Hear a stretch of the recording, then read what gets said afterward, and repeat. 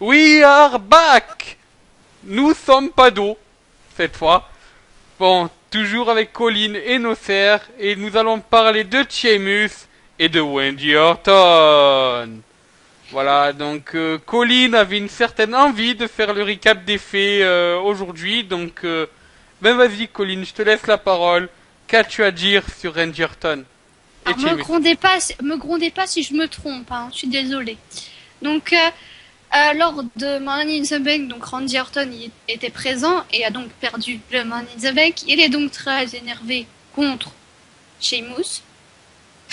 Je dis Sheamus, hein, j'aime bien, hein, je tiens à prévenir. Donc, après ça, lors d'un Raw, si je me trompe pas, oui, alors que Sheamus affrontait Roman Reigns, Randy Orton est intervenu et a attaqué Sheamus. Puis, donc, Sheamus a perdu. Et puis, lors d'un SmackDown, alors que Randy faisait son retour, il s'est retrouvé à faire face à The Ascension, qu'il a perdu, qu'il a gagné, qu'il a battu, pardon. Oui, voilà. Et puis, lors du dernier Raw, on rigole pas. Et puis, lors du dernier Raw, Orton et Ryback ont fait face à Sheamus et le Big Show, qu'ils ont battu.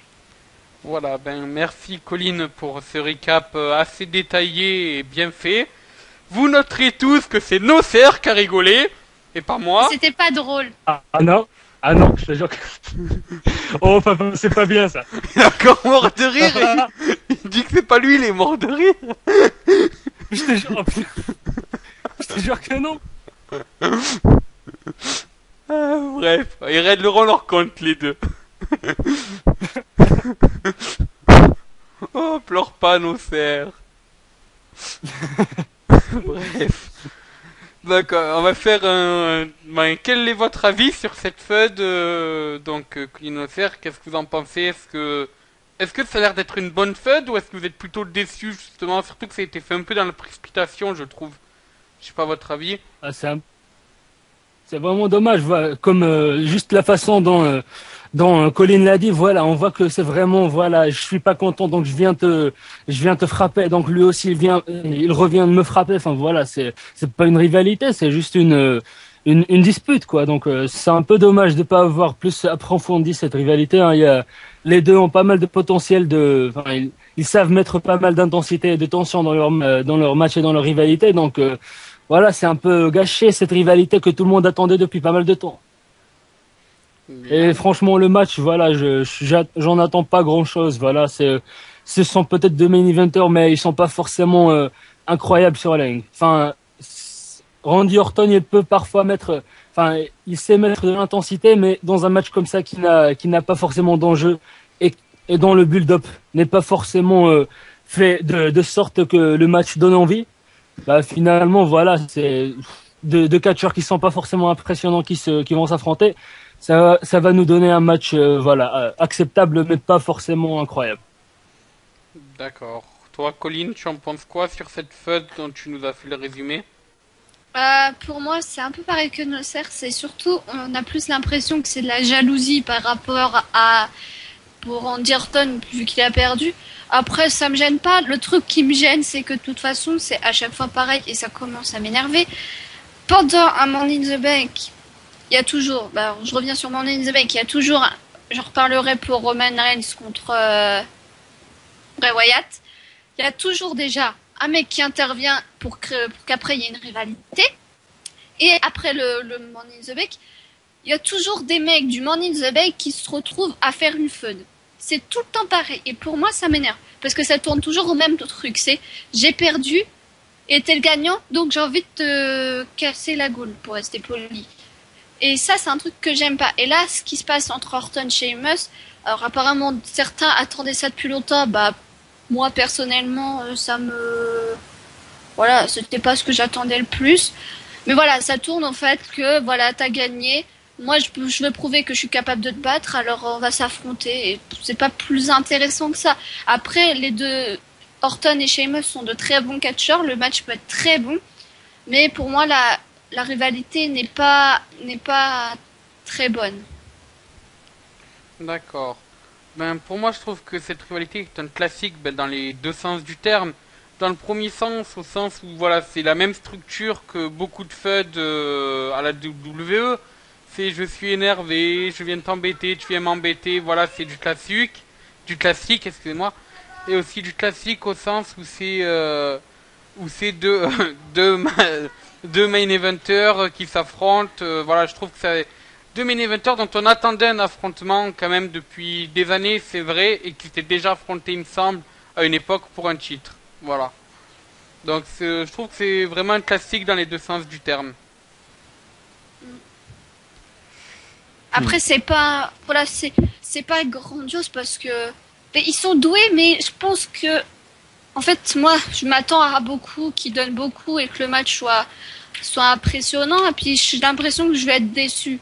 Donc, après, je veux pas trop en dire, mais voilà, je pense que je sais pas, ça, là, je pense que le match va être meilleur que la rivalité. J'espère. Ben, on espère aussi tenir. Ça va être dur de faire pire. Voilà. Ben, on va passer au pronostic donc de ce match. Êtes-vous plus Viper ou plus guerrier Celt? Quel est votre avis? Moi, je vais dire que je suis plus pour Sheamus.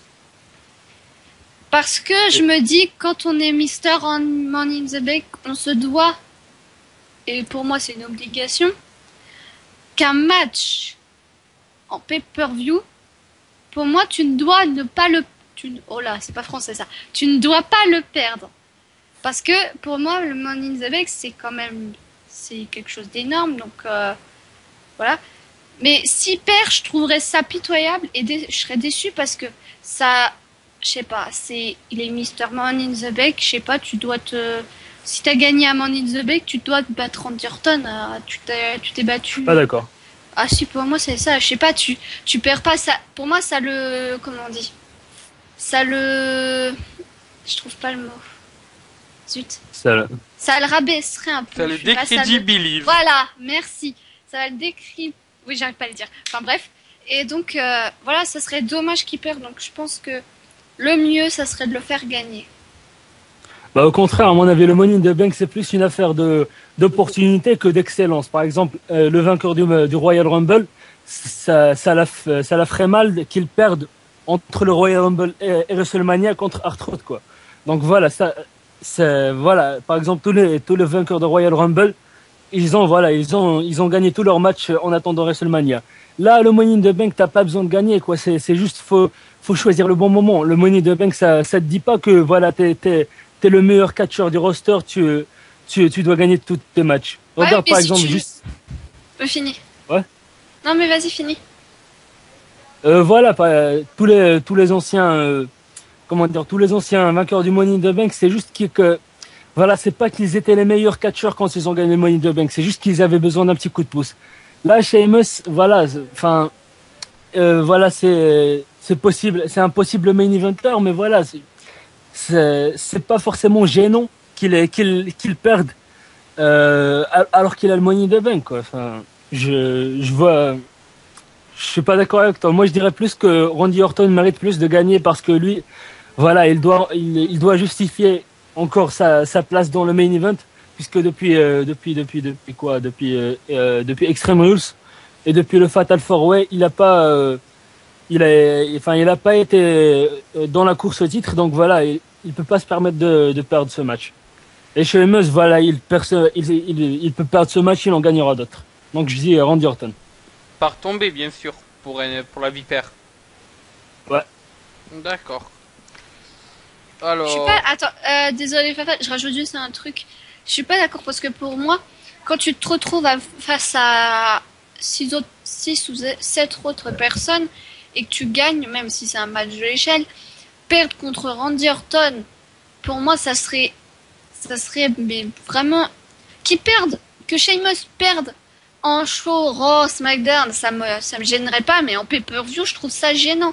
Tu te dois de montrer que voilà, tu mérites cette mallette et que tu l'as gagnée parce que t'étais celui qui le méritait le plus et qui était pour le, voilà, moi, ça me choquerait s'il perd contre Randy Orton. Moi, je suis entre vous deux. C'est-à-dire que je suis d'avis que c'est vrai, une mallette, ça montre plus une opportunité qu'un accomplissement. Même si sur un CV marqué Money in the Bank winner, forcément, t'es au-dessus c'est le soleil, bien sûr. Puis c'est surtout que si tu as la mallette, c'est pour que tu caches pour avoir un titre. Donc tu es champion par la suite. Et un champion se doit de montrer qu'il, voilà, ça doit pas être un mec qui perd tout le temps. C'est-à-dire qu'avant, s'il se met à tout perdre, puis que quand il cache la mallette, il est champion, et qu'avec le titre, tout le monde se dit, ouais, certes, c'est qu'un cash, mais bon, il a perdu beaucoup de matchs avant. Les gens vont se dire, mais c'est un peu du foutage de gueule quand même. Je sais pas, moi, je vois pas Seth Rollins. Ouais, mais Seth Rollins, il se faisait beaucoup aider, donc ça faisait bien, je trouvais, mais voilà, il y a eu des défaites pour Seth Rollins, il a eu des victoires, mais ça choquait pas parce que, je sais pas, il était dans l'autorité, quand il gagnait des matchs, il se faisait aider, quand il en perdait, c'était vraiment, voilà, un peu bizarre. Mais voilà, il a pas eu une file de défaites où il a pas vraiment, comment dire, en main event, il a battu Dean Ambrose et tout. Ça impressionnait. Donc quand il a été champion, ça a fait plaisir à tout le monde. C'était impressionnant. Personne s'est dit, oui, voilà, il a eu plein de défaites avant, et maintenant il est champion, c'est du n'importe quoi. Oui, c'est vrai, je suis d'accord avec toi. Donc comme je disais, c'est vrai que je suis d'accord en fait avec Colin sur le sens que par la suite, généralement, dans un grand pourcentage de fois, je crois qu'il y a que deux personnes qui ont loupé leur cash du Money in the Bank, qui sont donc John Cena et Damien Sandow. Triste. Voilà. Et un peu aussi Mr. Kennedy aussi. Oui, Mr. Kennedy, c'est vrai aussi, avait loupé son cash, mais lui, c'est... En fait, il avait perdu la mallette. Voilà, il avait perdu la mallette dans les mains de Edge, il me semble, si je me rappelle bien. Ouais. Edge est le seul à avoir caché 2 fois alors qu'il a gagné qu'une seule fois la mallette. Voilà. Donc, pour revenir à mon explication, c'est vrai que je suis d'accord que forcément, si on devient champion derrière, faut avoir une crédibilité, donc gagner les matchs. Par contre, c'est vrai que la mallette représente plus une opportunité qu'un accomplissement. Donc, j'hésite beaucoup, mais au final, je vais être de l'avis de Colin et dire Sheamus par tomber. Voilà. Donc, sinon... pour l'explication, c'est la même chose, c'est pour pusher Sheamus en vue d'un futur push, et je pense que ça va permettre de builder une rivalité pour les deux dans les prochains mois si ça continue. Enfin, j'espère. Je prie pour qu'il y ait enfin une vraie fête entre les deux. Et puis, d'ailleurs, justement... Pardon. Ouais, vas-y, Colin. Ah, bon, merci. Pour moi, Randy Orton n'a pas besoin de ça. On sait déjà qu'il est très bon et qu'il sait ce qu'il doit faire. Je le verrai plus contre d'autres catcheurs. Voilà, pas quelqu'un qui a un titre, mais des grands catcheurs, genre un heel. Ouais, là non, j'ai pas de nom, mais ouais, je cherche, mais j'ai pas de nom. Alors, là, j'adore quand même la phrase. Alors, je vois bien contre un grand catcheur. Je cherchais un gros catcheur heel, mais là, sur le coup, j'en ai pas. Mais Sheamus certes est très bon et voilà, ça va, mais pour moi, Randy Orton n'a pas besoin d'affronter Sheamus et de gagner. On sait déjà qu'il est très doué et qu'il voilà. Ça lui servira à quoi d'avoir battu Sheamus? Pour moi, ça lui servira pas à grand chose. À part, sera marqué sur son CV, a battu Sheamus. Mais comme je dis, il y a quelques années, il s'était déjà affronté. Il me semble que c'était Orton qui avait gagné. Donc oui, voilà, au final, c'est déjà marqué sur son CV. Oui, donc voilà, il a pas besoin de ça. C'est ce qu'on verra. Bon, donc... Et d'ailleurs, justement, je voulais avoir votre avis sur un truc. Sheamus a gagné la mallette.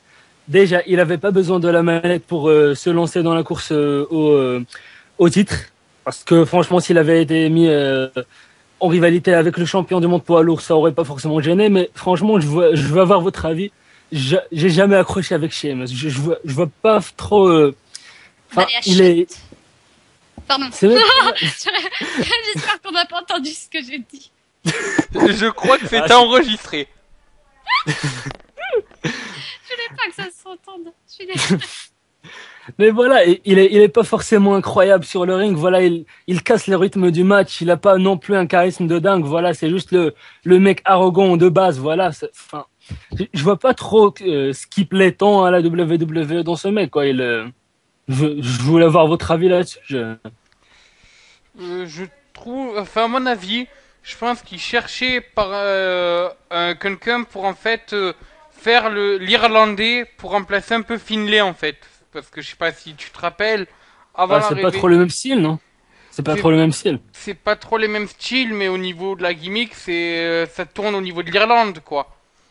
Ah, le Euh, bagarreur, voilà, c'était donc on avait Finlay, c'était un bagarreur irlandais, Sheamus, c'est un guerrier celte. Donc c'est la même Hmm. chose. Et je pense que Euh, voilà, ils ont voulu remplacer un peu Finlay. Et à l'époque, ils connaissaient pas que ça, ils connaissaient pas encore, ils n'avaient pas encore connaissance de Finn Balor à NXT.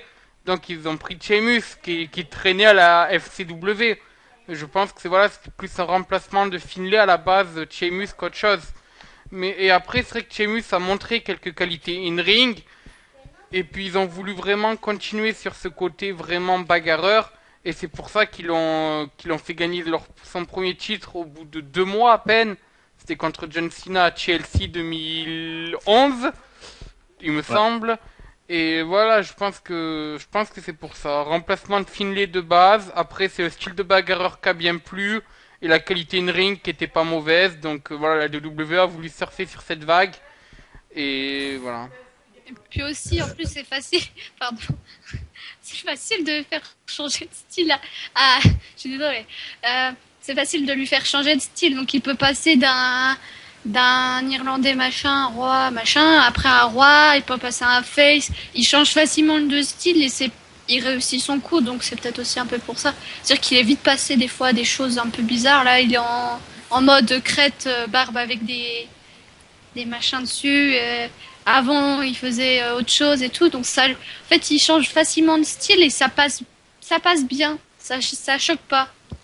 Ben moi, ben pour vous dire, j'ai dit donc en début d'émission que j'ai vu la Sheamus, hein, du moins sa coupe de cheveux dans le film Insidious, et jouer le rôle d'un chasseur de fantômes.